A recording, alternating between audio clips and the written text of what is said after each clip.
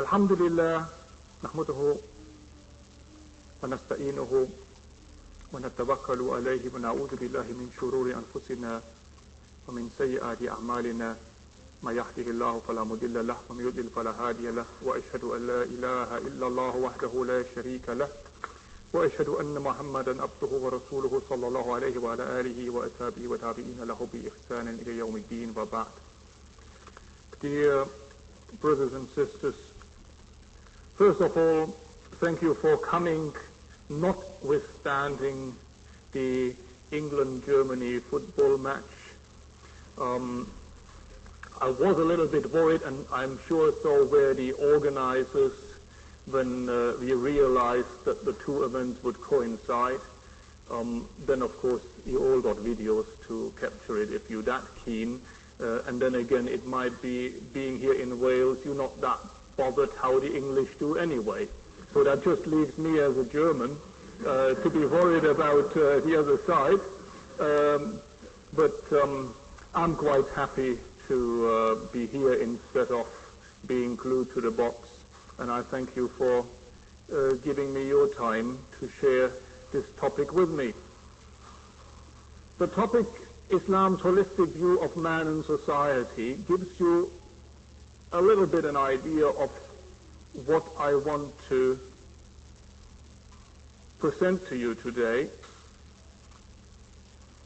And when I do that, making that statement that Islam has a holistic view of man, of society, is a complete system, I in no way would like to say that it is the only system that has a holistic view.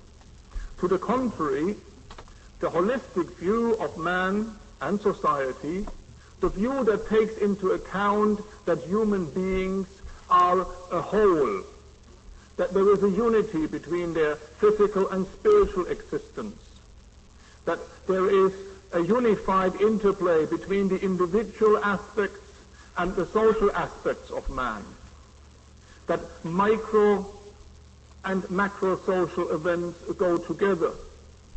That view used to be the traditional view of life. All the traditional systems, whether in the Far East or in the Native Americas or even in Christianity until rather recently, used to look at life as a whole, used to look at life as a created continuum of space and time. So there is nothing new about that view. I will discuss later why Islam nonetheless stands alone maintaining that view today. But this view that you could sum up that 10 is more than 1 plus 0, that the whole is more than adding up its constituent parts, that you can't take a complete thing, a system, to pieces and then add them all up, weigh them up, without realizing the interrelationship,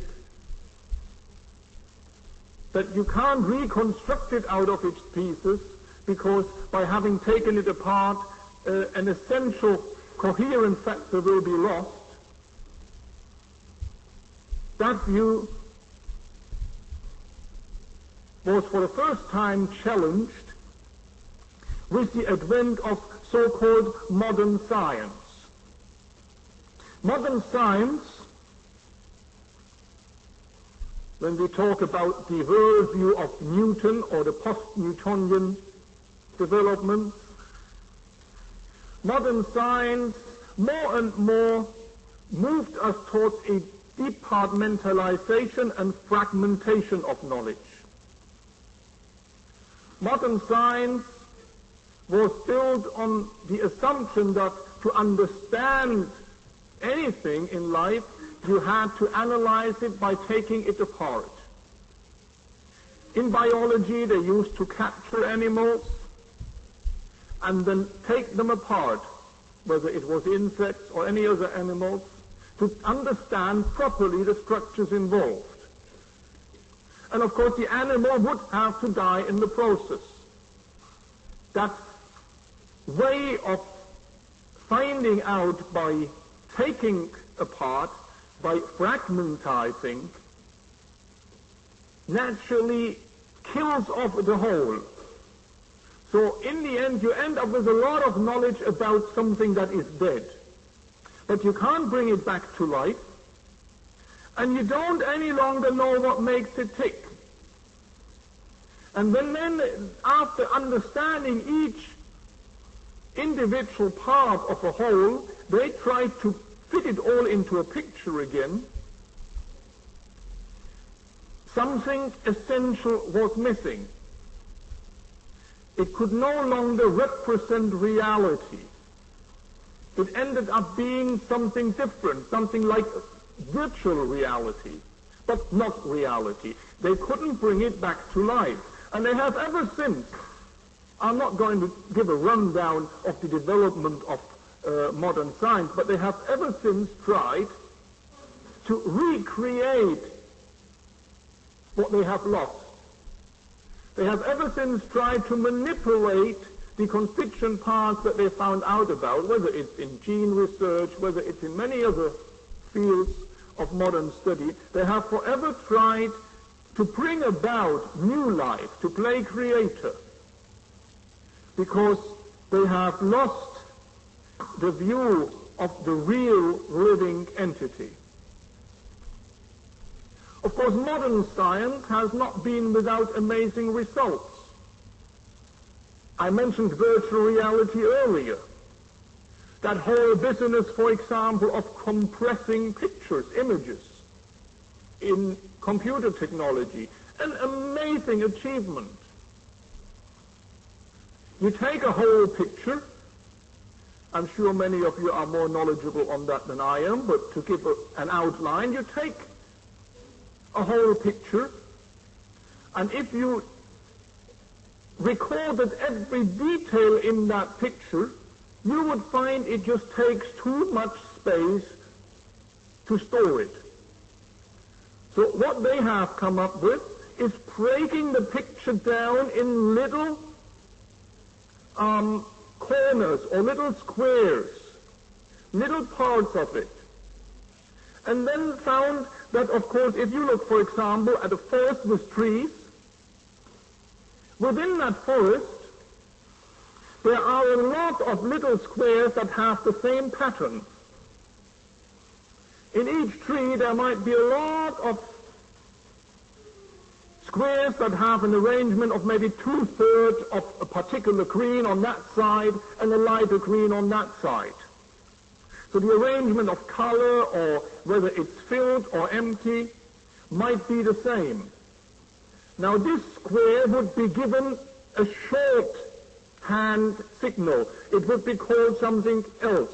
So they would replace that whole amount of info by a shorthand for it, and whether it was in this position or in that position, whether it was turned around or straight, and that way a lot of space could be saved in storing by simply storing the information of what was going to be put where, and then reconstruct it as the picture is loaded again.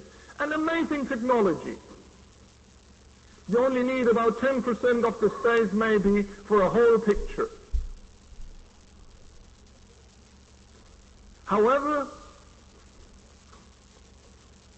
these pictures tend, because they are digitalized in that sense, and digitalization is the order of things in modern technology, it's taking to the extreme that taking apart and cutting up and fragmentization. Digitalized pictures have somehow a very unnatural feel about them. They bring you a representation of what is out there. But it is not the same as a soft-colored photograph.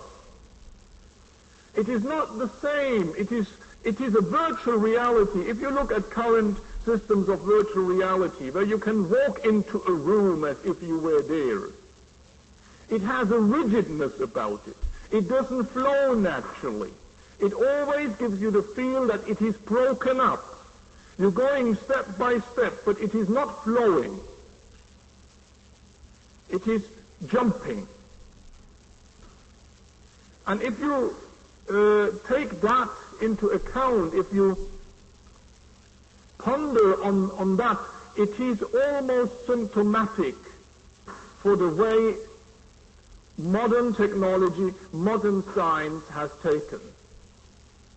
I can refer you in that to a very interesting book written by Brian Appleyard, a former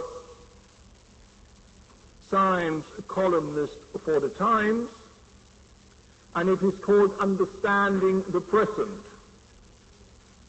And he goes into detail as to the history of modern scientific development, the conflict with the traditional religious view of the world, and so on.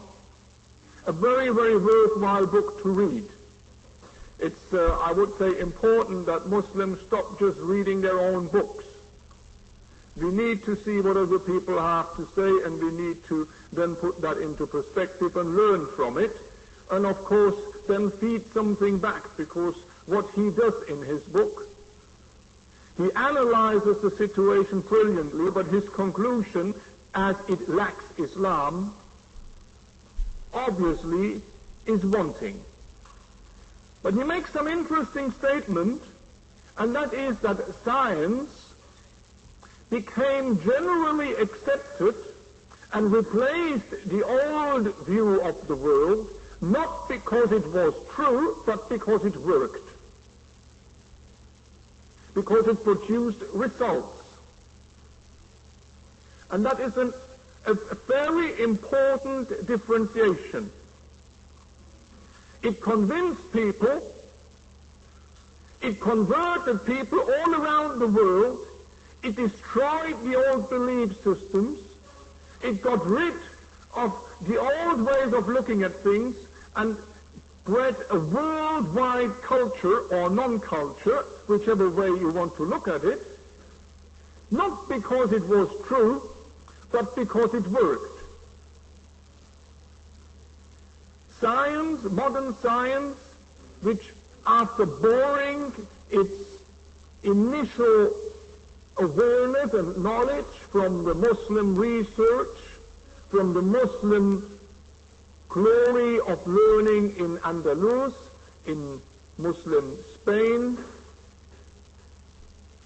then very quickly found itself in contrast and in opposition to the church in the West, as the church authorities used their view of the world to control people and could not accept a challenge to their view. It had become stagnant because that would undermine their position, as people would say, well, if they were wrong in this, they might be wrong in something else. And science went onto a collision course with religion and tried to prove that the world has evolved but is not created. Tried to prove that man could understand everything about him if only he had enough time to find out. It would no longer accept that there were barriers to knowledge. It wanted to push forward the frontiers of knowledge. It wanted to say, we can find out about ourselves, about everything that there is to know. If given enough time, we will know everything. Of course, the view of the world of somebody who believes in creation would be that the Creator always has a knowledge that is ahead of the created, that the Creator always encompasses more knowledge than what he has created, and so the created, we, the humans, can never probe into the mind of God. As Stephen Hawking said, well, if we go far enough, we shall know the mind of God. No, it is impossible for mankind, for humans who are created to probe into the mind of God, because we're talking about a completely different sphere and level. However, science tried to give us that illusion, that there is no limit to human exploration, that there is no limit to human achievement. And it was accepted by a great number of people, and it raised doubt, and it destroyed religious belief simply because it was successful, because it produced results, because it worked in so many fields, in medicine, with vaccinations and so on, in mathematics, in technology, in physics, up to space exploration. However, even though it worked and was convincing in its results, that doesn't necessarily mean it is true. The old Ptolemaic tables of constellations of the stars, before it got accepted after Galileo that in fact the earth is not the center of the world and that it circumambulates the sun. The old tables also worked. The old system of Aristotle also worked. It was immensely complicated. It was immensely difficult to comprehend. People used to plot the course of stars on a very difficult system because they made the mistake of making the earth the center. But once they had figured out that system, they could make quite accurate predictions. It was time-consuming, it was difficult, but it worked. Modern science has presented us with an easier model, but a model nonetheless. A model, a theory that nonetheless misrepresents reality, does not give us the whole of reality. But what modern science has done, it has lied to us. It has lied to us in the sense that it says, this is not a theory. This is proven beyond doubt. This is the truth. Any honest scientist would have to admit that no scientific theory ever remains as it started unchanged. No scientific theory that is not subject to alteration and revision, and that there is a limit to generalization. I can give some examples of that. In physics, it was quantum theories that taught us suddenly that matter comes into existence through leaps out of nothing and disappears again, that it does not follow the straightforward pattern that we had thought it did when we initially discovered molecules and atoms and electrons, etc. It was Heisenberg that stated so very clearly that you cannot get to the whole truth, because you can either go inside and get a view from the inside and lose the context and lose the surroundings, or you can observe the general trends but be remote from the detail. You can never observe detail and trend together. You can never mix micro and macro physics. So we learned all of a sudden that while these rules apply within the limits for which they were created as a theory, you could not transfer them beyond those limits. I have mentioned virtual reality. I could give an example for biology. With this new impetus of discovering, people started to classify biology and always tried to put it into context or make it fit that idea of Darwin that life evolved. Evolution was not created. And evolution, far from just remaining a theory, where even Darwin at his time admitted that there was little proof for it yet, became a dogma. Modern science, unbelief, has become dogmatic, has become a fanatic faith. However, the evidence is that nature is arranged in a hierarchic order. That nature does not flow from one to the other smoothly. That whilst there is some microevolution, some development within and adaptation within species, there is up to date not a single piece of evidence for cross-species evolution, not a single piece of evidence for what they call the missing link, for the intermediate between one species and another species. That these are all defined classes of beings, that it is created as a hierarchy. And evolution amongst modern scientists is increasingly out. Particular people who subscribe to the cladistic view of classifying biological orders, for those of you study biology, they are in great conflict with the theory of evolution because it just doesn't make sense anymore. I don't want to dwell on that either. I would very much recommend that you read, because this question comes up again and again. It is still being taught in school. Evolution is still being pushed down the throats of our children, and we should be more knowledgeable about the latest research, and that it's all a little bit of a bogus, hocus-pocus make-believe. I would very much like to refer you to another very good book written by an Australian scientist by name of Michael Denton. The title of the book is Evolution, a Theory in Crisis. And it expounds a very elaborate, eloquent and detailed argument why evolution never actually was proven, never actually worked, and is in contradiction to the truth. Again, another misrepresentation of knowledge. Nature contradicts the ways by which we want to force it into our understanding.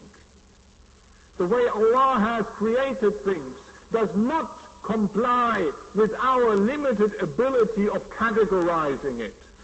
We would like to put everything into a box and say, this is like that, and this is like that, and now we understand. But we tend to find out, for example, as well in space research, that there are things that defy ordinary logic. That there are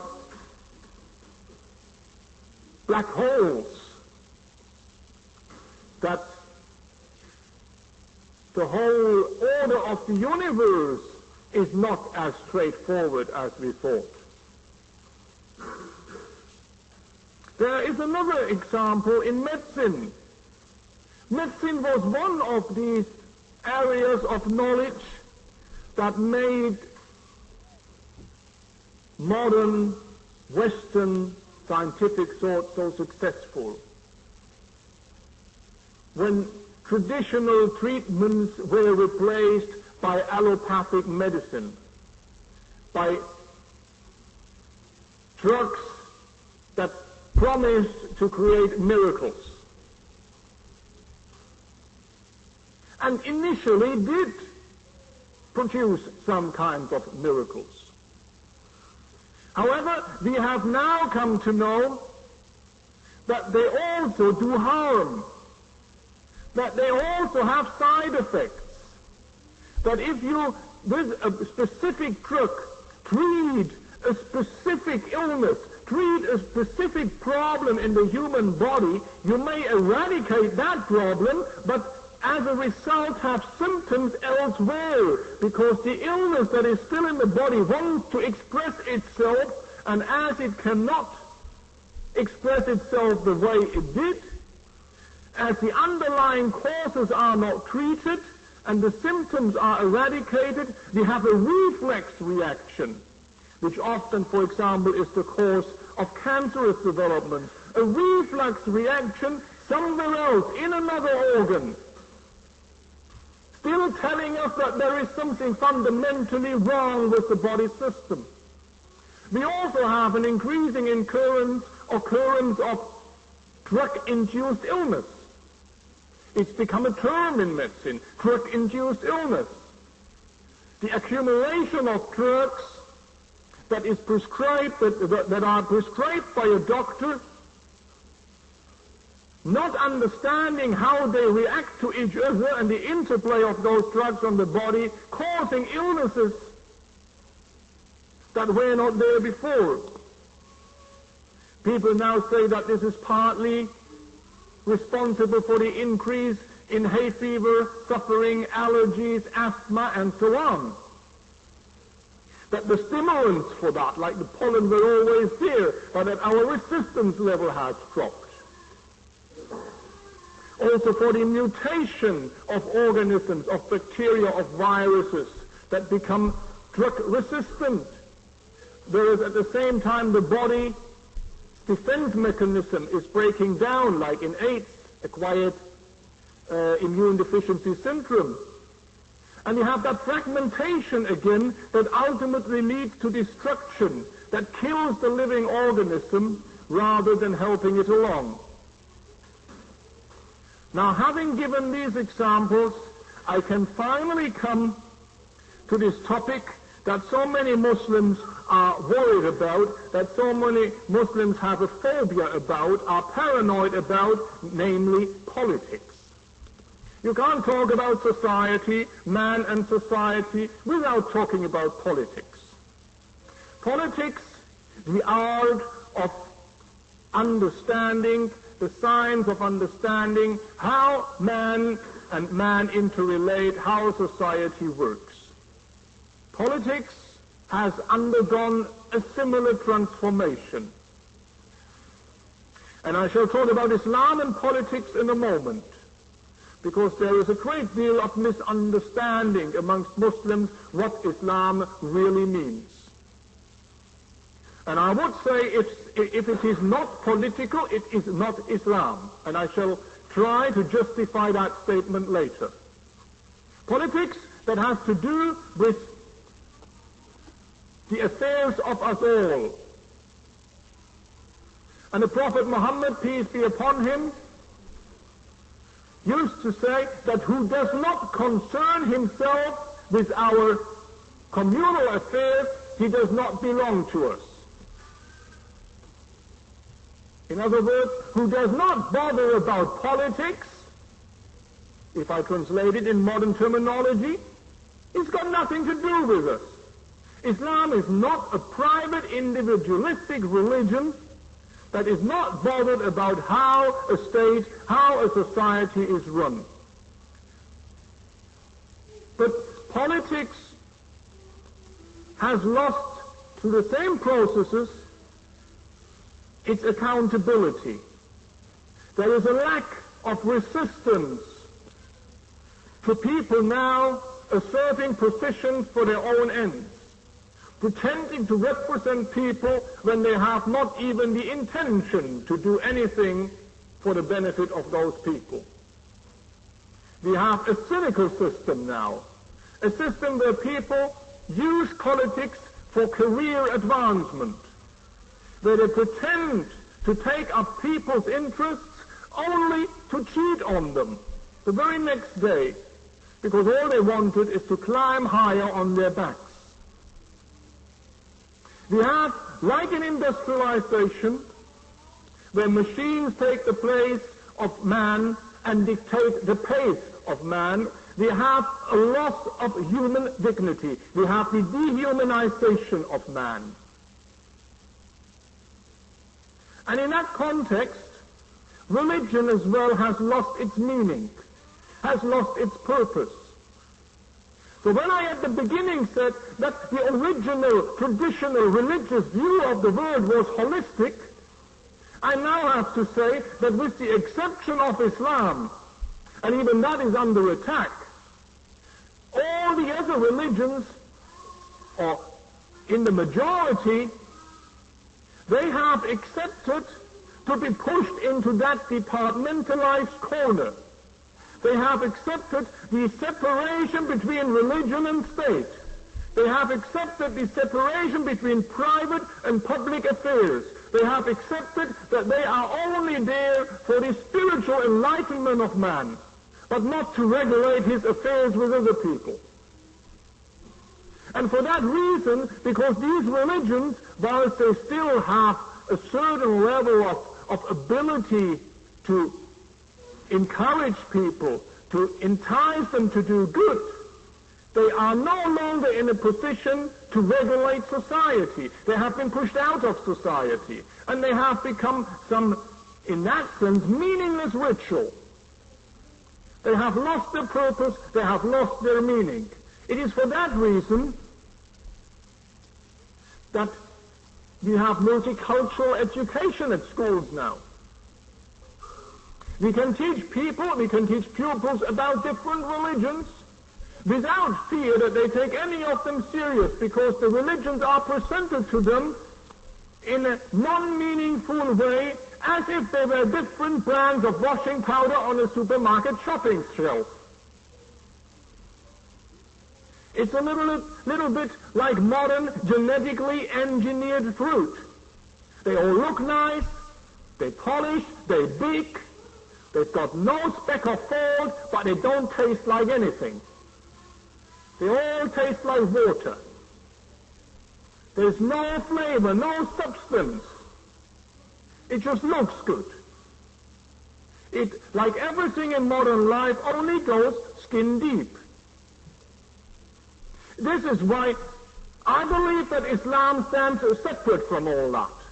Islam is not like any other religion.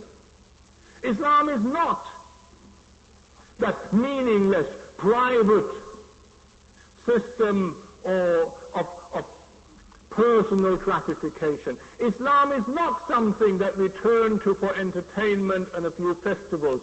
Islam is not something that we concern ourselves out of folkloristic or nostalgic sentiment. Islam, as described in the old text as deen wa dawla, state and religion, religion and state, is a complete system. It has retained an unadulterated completeness. Islam has never yet, even though many people have tried and are still trying, Islam has never yet, as a complete system, submitted to this attempt to separate its affairs, to say, you concern yourself with this, but that is not your concern. Islam is all-penetrating. Islam has retained a holistic view of man and society, not just by treating man as a complete unity of spiritual and material interests, but going beyond in this concept of tawheed, of unity, in understanding that man by himself is nothing either. That the whole process of creation, everything flows from Allah and returns to Allah. Everything is in a constant move. Just like we go around the Kaaba, the stars go around their suns. This constant circumambulation around pivotal points, ultimately leading to only one absolute truth that is unchanging, and that is Allah. And therefore, without that absolute truth as a standard, without that absolute truth as a point of reference, everything else becomes meaningless, lifeless, incomplete, and cannot sustain itself. So if we look at life in isolation from the Creator, if we look at life in isolation from this whole unified context, we end up with a fragment that in itself is meaningless, that in itself is only expression of something else, that in itself cannot be sustained, cannot be continued. And because Islam looks at things like this, Islam has a similar holistic view on action. Islam is not a theory. Islam is a program of guidance. It is a religious ideology. Islam is not hypothesis. Islam cannot be separated from action. You cannot believe, yet not act upon it. You cannot say, oh, this is very nice, very legible, very intelligible, makes sense. I subscribe to it and now let me get on with my life. But the definition of knowledge in Islam is different from the definition of knowledge in modern universities. People came to ask the Prophet Muhammad sallallahu alaihi wasallam as to who is knowledgeable. And he did not tell them somebody who studied at Harvard or Oxford or Cambridge or Swansea or Mecca or Medina. He told them that knowledgeable is the one who prays and fasts and does good works. Knowledge is represented through positive action. If the knowledge you have is transferred, is transformed into producing positive results, then it is worthwhile. If not, it is like the parable in the Quran, a donkey carrying books. Neither the donkey benefits from it nor anybody else. Books in themselves are not knowledge. They are a route to knowledge. They are making knowledge accessible. But the knowledge is not the books, nor what is in the books. The knowledge is what we take from it and transform it into positive action. Islam can never be separated from action. Islam can never be separated from real people. You cannot have Islam in a dream world. You cannot dream up the ideal Islamic state on virtual reality on your computer and play it when you have some few time to spare. You can't do it with Islam. Islam is reality. It is not virtual. It is real. Islam requires real people to fill in the gaps, to act, to get things right, and to make mistakes. Islam allows for shortcomings, but it does not allow for complacency. It emphasizes the need for right intention, whilst accepting that we don't always achieve what we intend. Islam looks at humanity as a whole and has no problem with different races. Islam looks at society as a whole and does not miss neither the political nor the economic system. In fact, when we read about how society is structured and we look at the parable, the story, the account of Moses alayhi salam and Pharaoh, we find that society does rest on those three pillars of Qarun, Haman, and Firaun. Qarun representing the economic structure of a society. Haman representing the educational, clerical, religious, spiritual, propagandistic aspects of a society. In other words, the education system, the media, the priesthood, or whatever. And Firaun representing the politic military pillar of society. And if any of you imagine a three-legged stool and you take one leg off, it will not stand. And if any of us attempt to rebuild or reform a society and place it on two legs only, it will not last. The mistake that so many Muslim movements in Muslim countries have made is that they tried to change one or the other. They tried to work through education only, ignoring the need for sound political structures. So you cannot have a three-legged stool standing on two or one leg only. It is a complete system, and in a complete system, if you take only a part and neglect the other, this neglect eventually will show up as damaging. In this sense, Islam is diametrically opposed to the Western worldview.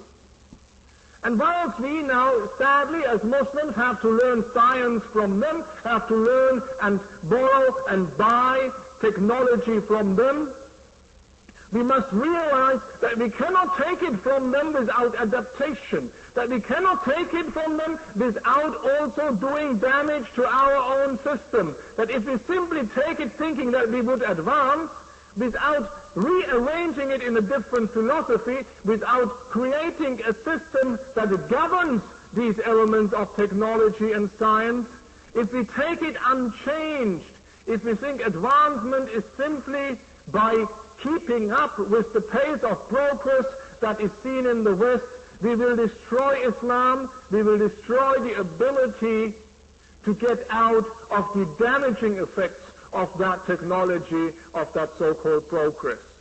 People here in the West are increasingly realizing that it was a mixed blessing, are increasingly realizing that this advancement, this progress, brought with it untold suffering.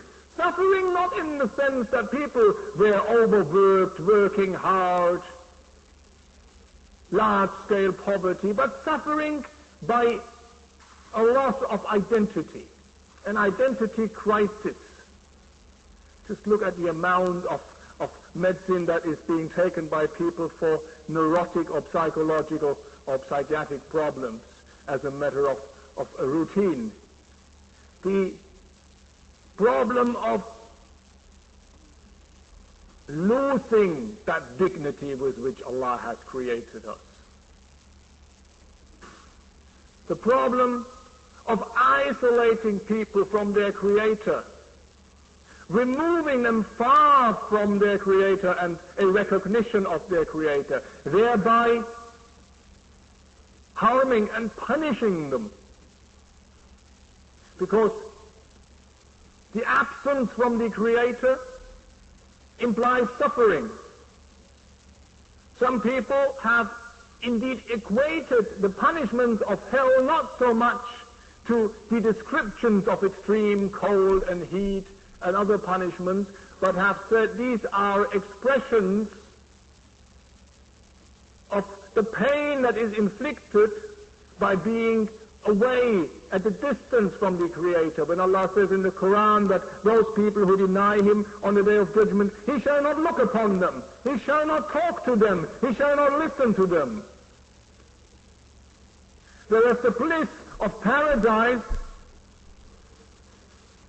rather than being reduced to all, like we've heard in the introduction through the recitation of the verses of the Quran, rather than being reduced to all these pleasures that are beyond imagination, that are in store for a practicing believer, the actual greatest joy of a Muslim in paradise is that he can look upon his Lord, that he can look upon Allah, whilst in this world Allah is hidden from us.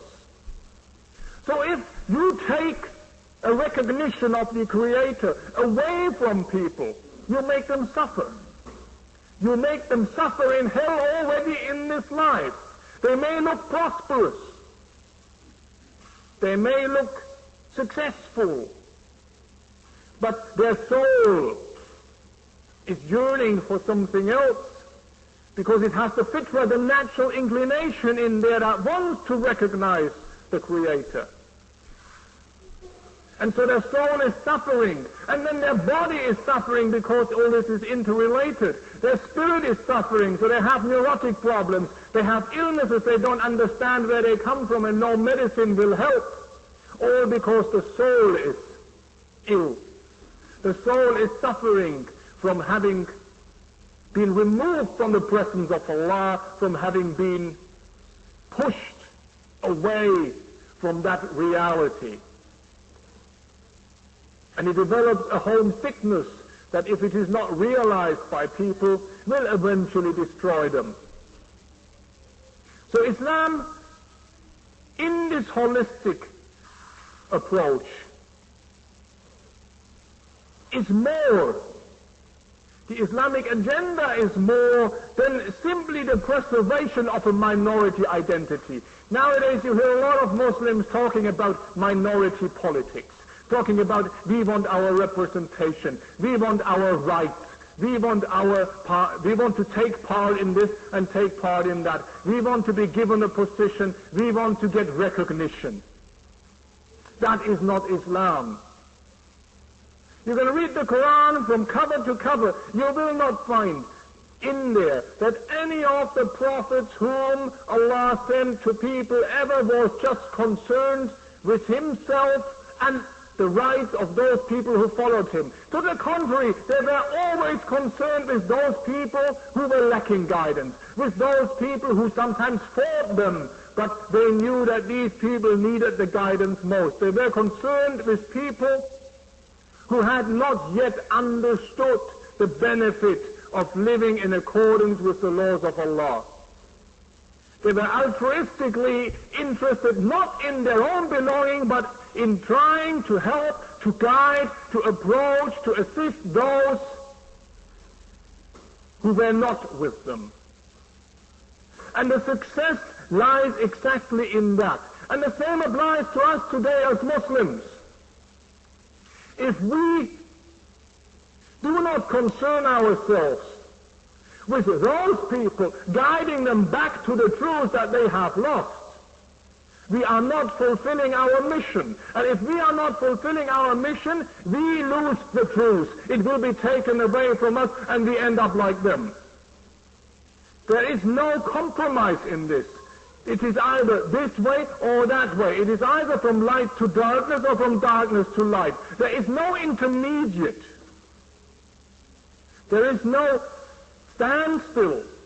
There is no stagnation. There is either progress or decline. By running technologically and in the pursuit of science after the non-Muslim, whilst demanding from them recognition for our religious niche, we are destroying what we are. Our task is to reaffirm our identity, to recognize that Islam is complete, that Islam is a whole political, economic, social system, and to present that to people who have lost the idea of a whole system, who have lost touch with reality, who can no longer relate to things, no longer understand things, because they know a little bit about this, and they know a little bit about that, maybe they know a lot about that, but they can't put it all together. The jigsaw doesn't fit. So if we want a meaningful revival of Islam, and I think all of us are interested in that, we cannot content ourselves with the status of a reservation. The American Indians got eradicated by being put into a reservation. Islam is never content with minority status. Islam is not content with living alongside other systems as if they were all of equal value or truth. And the liberalists, the apologists for Western agnosticism and atheism know that very, very well. Somebody like John Gray of Jesus College in Oxford, for example, made this statement that if Muslims want to be recognized, to have their rights because of the pluralist system that they want to share in, then we have to give that to them. But if they insist on their rights because they are true, then we have to deny it to them and assert the values of liberalism if it need be. We have to be authoritarian about that. So for the first time he coined that phrase of authoritarian liberalism, a very interesting concept, showing you that liberalism only went so far as it helped breaking up the old structures of authority, which then were taken over by these new secularists. And now that the secularists are in power, they don't want to permit liberalism for religion or faith to come back. No, they want to now sustain their own dogma, their own control, their own authority. And there they become another fundamentalist, fanatic, or whatever labels they themselves use, faith. Something that is interested in self-preservation, not in seeking after the truth. But we as Muslims, we know the truth. We look for the truth, and we need to propagate the truth. So we can't be content with that. We can't follow in that way. We can't accept that sort of position. And therefore, for a Muslim, for each and every one of you, if you want to be a true Muslim, you've got to make a difference to people around you. If you don't make a difference to people around you, well, there's nothing that comes from you. There's nothing you have to give. If you don't give, you don't receive. That's the wisdom of Islam. You can't keep yourself separate. You can't say, I'm not bothered. You can't say, not my concern, who cares? These people can say that, and they suffer for it. If we say it, we also suffer for it. If we want to live Islam, it means taking part. And taking part means being out there, trying to ameliorate, to eradicate people's problems, to improve their situation, to show them the benefit of living in accordance with the rules of Allah, to show them that there is another way, that there is an alternative. And that cannot be done by separating Islam into departments, by treating it as a religion, by saying it's only done through education, has nothing to do with politics, or by saying Islam is not concerned with economics, or it cannot be done that way. I'm not saying everybody needs to be knowledgeable about everything. Of course, there is a case to be made for specialization, but it may not be exclusive to the other aspects of Islam. That's why Islam has this concept of fard ayn and fard kifaya, of certain duties that are obligatory on everybody, like prayer, like fasting in Ramadan, and certain duties that are obligatory on the community as a whole. As long as some of the members of the community discharge these obligations, that's fine. But if not, we all responsible. If there's nobody to wash our debt, we are all responsible. So there have to be some who are willing to learn that. If there's nobody who fights for the spread of the Islamic ideology, we are all responsible. If there's nobody who tries to establish the Islamic educational system, we are all responsible. And that responsibility does not lift from us. And if we ourselves can't do a certain job, the least we must do is support those who do. If we see the need for something, and if somebody is willing to do it, then we must support them. We must get away, and I need to close with those remarks, we must get away from this attitude of criticizing every other Muslim about how they do things, when we don't do any better. We must become constructive and cooperative. We must help each other. We must accept that there may be different views and different methods. As long as we know that we're working for a common goal, we must get away from thinking that we only have the right understanding of Islam and nobody else does. We must put our own individual interests a little bit aside. We must not fall for the disease of individualism that has struck Western society. We must think collectively. We must think for the common good. We must think that everybody has something to contribute, and everybody must be given an opportunity to contribute something. Because it's no good if somebody has something to give and nobody is willing to let him give it or to take it from him.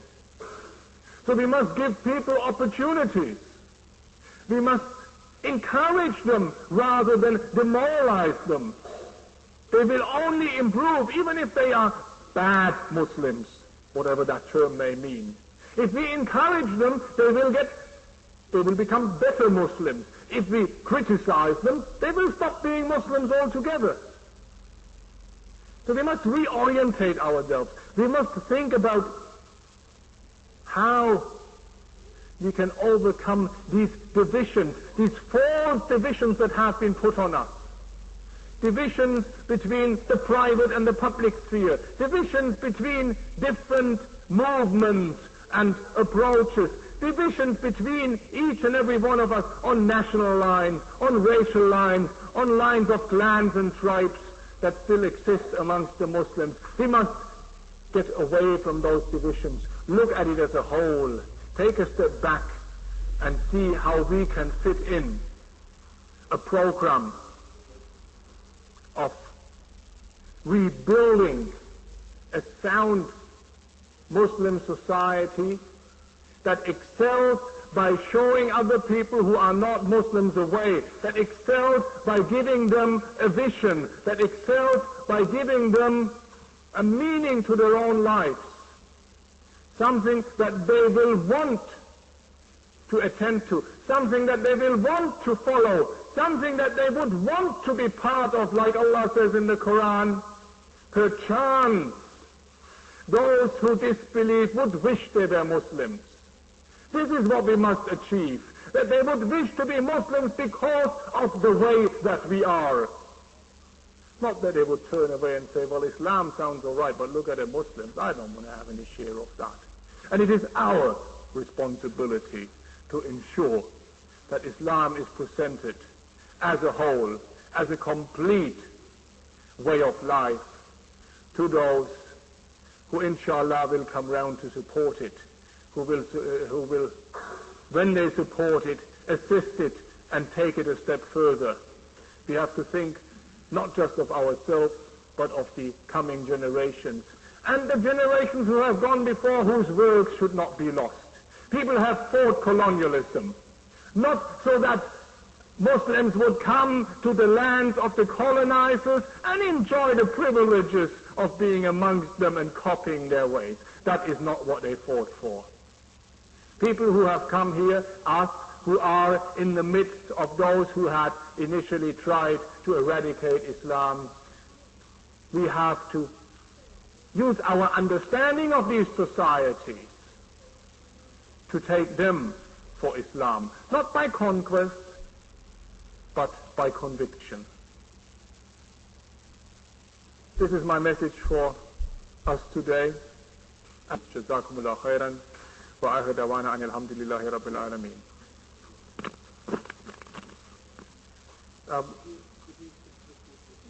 Yes, the question was following from the description I gave from the separation of the philosophical and the practical aspects of science in Western society, what we can do or how we can ensure that we don't fall into that trap, that we keep track of the whole picture.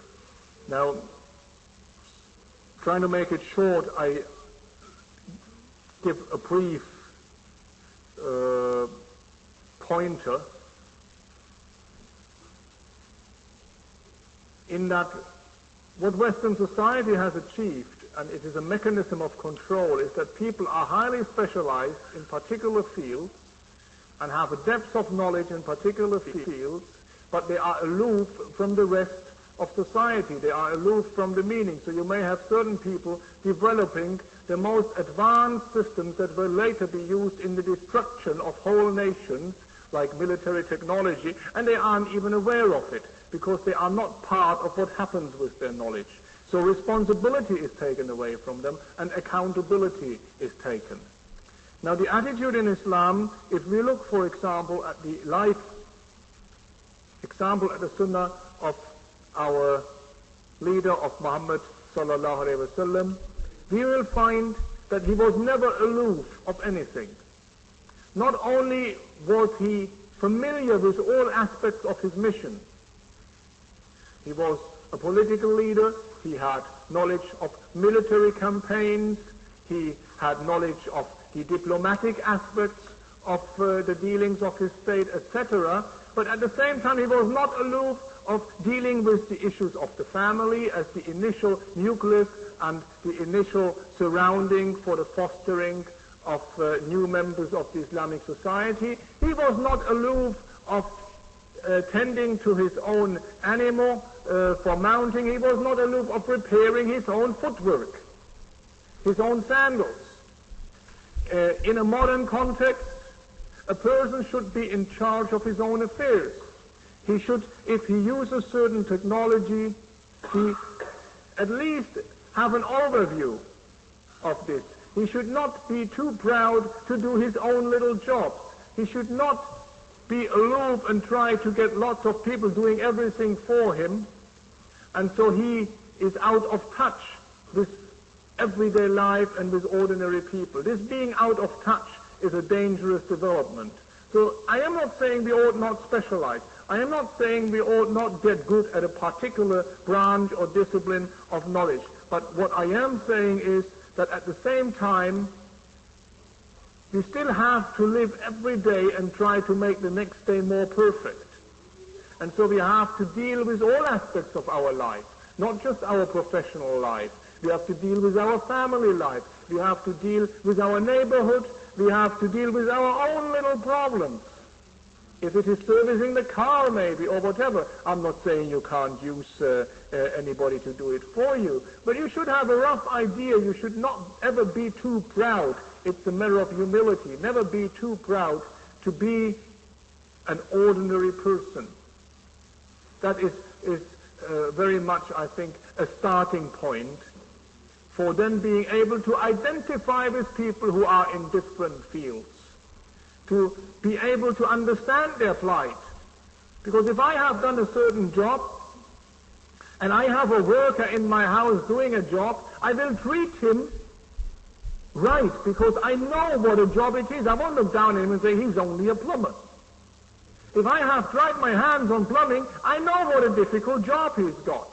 And even though I may be a top scientist or computer engineer or who knows what, I will not look down on the plumber because he is doing an important job, because I've experienced some of the problems of being in his strata of life. And the more we understand about each other's strata of life, the more we can identify with each other rather than dismiss each other.